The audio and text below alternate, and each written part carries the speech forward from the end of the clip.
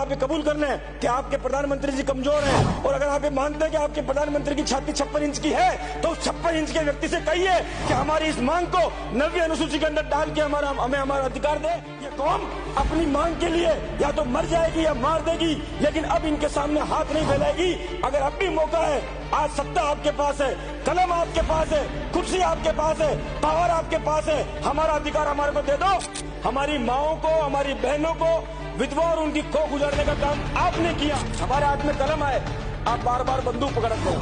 हम चाहते हैं हमारा बेटा कुर्सी के ऊपर बैठे, आप हमारे बेटे को बार बार जेल के अंदर भेजना चाहते हैं। कहाँ गया आपका समझौता? आपको सुप्रीम कोर्ट में जाने की जरूरत नहीं थी, जब एक बार अधिसूचना मिल चुकी थी।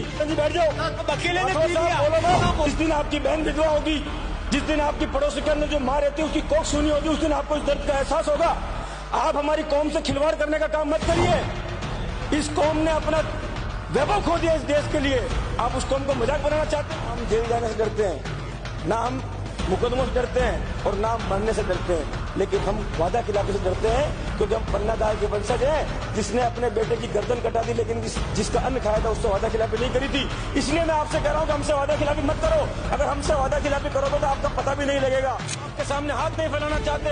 हम वो कौम है जिस कौम ने हिंदुस्तान की धरती को आजाद कराने के लिए दन्ना कोतवाल के रूप के अंदर लड़ाई शुरू करी थी। हम वो कौम है जिस कौम के बेटे सरदार वल्लभ भाई पटेल ने इस देश को एक करने का काम किया था। हम वो कौम है जिस कौम का शासन आसिन से लेकर अफगानिस्तान तक था, और जिस कौम का नाम अफगानिस्तान के राष्ट्रगान के अंदर आता है। उस कौम के आगे, जिस कौम के आगे वीर लगता है, उस कौम को आपने खिलवाड़ का विषय बना दिया। हमने आरक्षण इसलिए मांगा क्योंकि इस देश के अंदर अधिकार की लड़ाई लड़ते लड़ते, इस देश की रक्षा की लड़ाई लड़ते लड़ते, इस देश पर आक्रमण करने वाले लोगों से लड़ाई लड़ते लड़ते हमारी कौम ने अपना वैभव खो दिया, और मजबूरी में हमारे को पहाड़ों के ऊपर जाना पड़ा।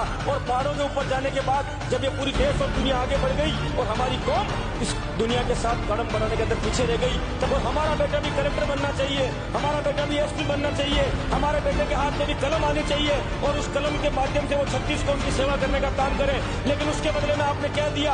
आपने हमारी खून से धरती को लाल कर दिया। कानून